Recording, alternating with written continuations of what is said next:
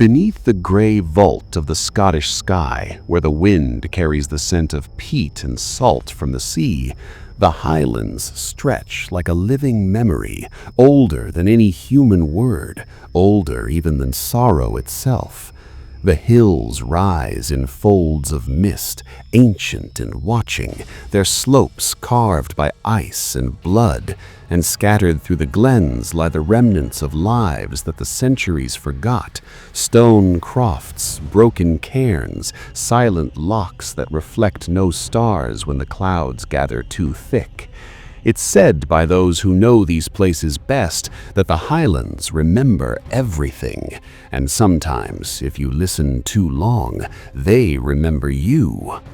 Travelers who come seeking solitude often leave changed, their faces pale and their eyes distant, as if something unseen followed them home. One such story begins near Glen Coe, a valley so beautiful it's almost cruel, the mountains standing like sentinels over a river that whispers of betrayal.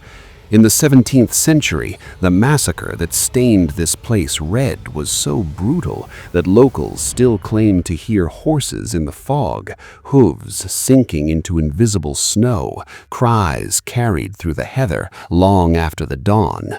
But this is not about that bloodshed. It's about what lingers because of it.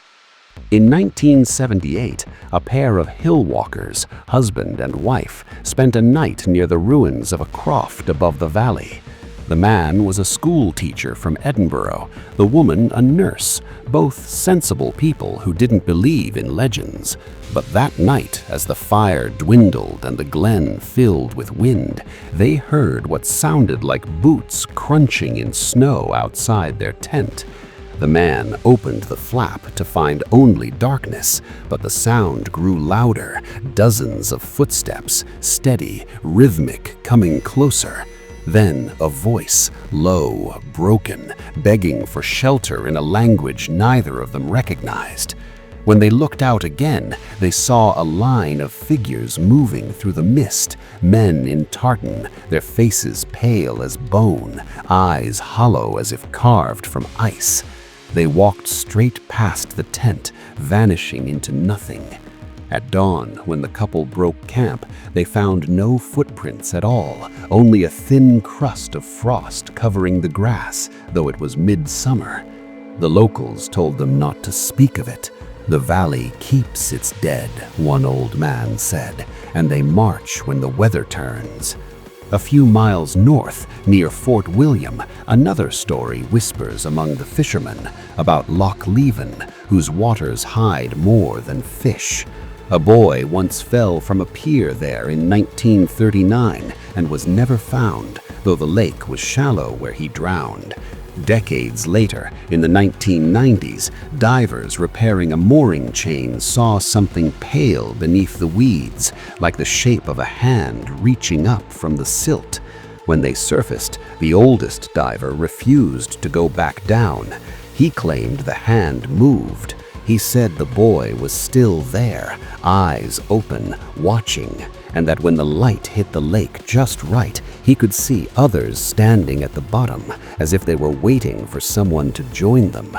They call Loch Leven the still water, because even in a storm, its surface barely ripples, and if you drop a stone into it, it takes longer than it should to sink. Farther west, on the Isle of Skye, the wind carries other names, Kelpies, Changelings, and the Grey Bride of Dunvegan. The story of the Grey Bride began with a marriage that should never have been.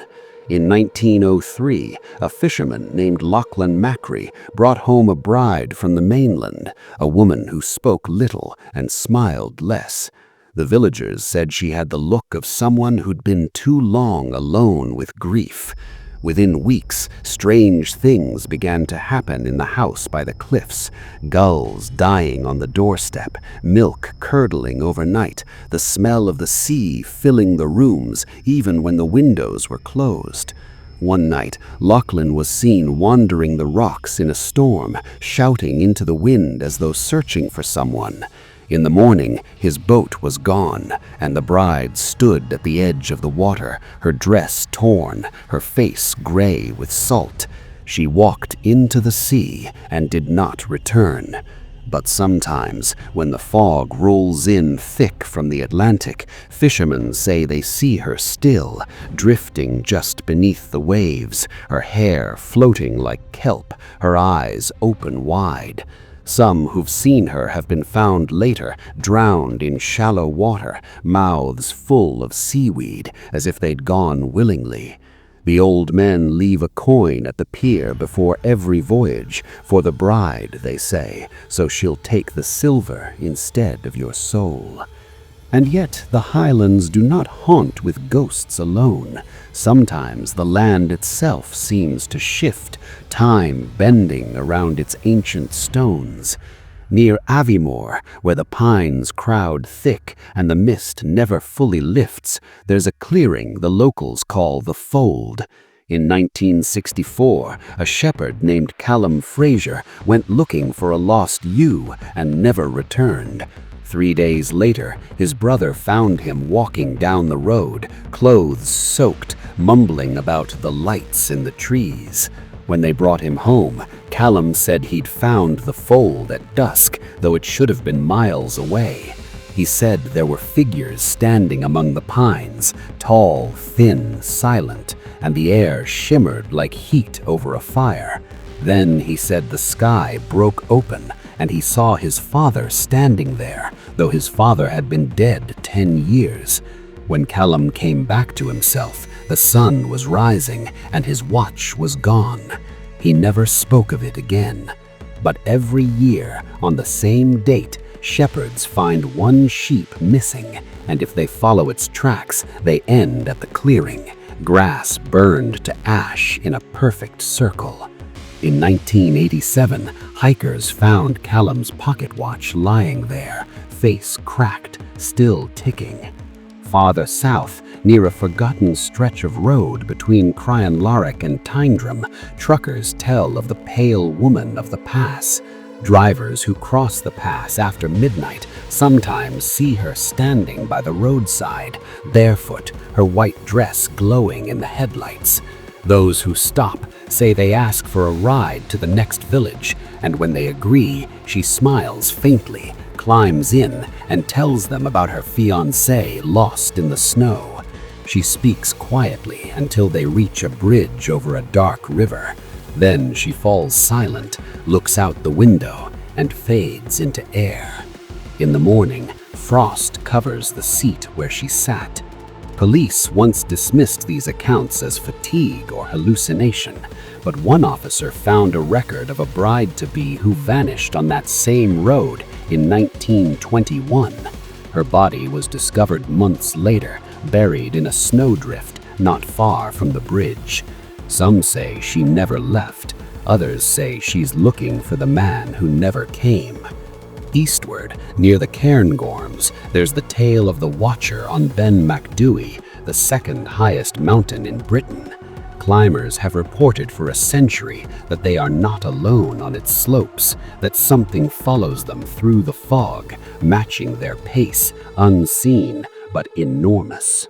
In 1891, Professor Norman Colley, a respected scientist and mountaineer, gave a lecture describing his own experience, how while descending in heavy mist, he heard footsteps behind him, slow, deliberate, echoing across the snow. Each time he stopped, they stopped. Each time he quickened, they quickened. He never saw anything, but he fled in terror and swore never to climb alone again. Since then, dozens of climbers have reported the same, calling the entity Amphir Leith Mor, the Big Gray Man.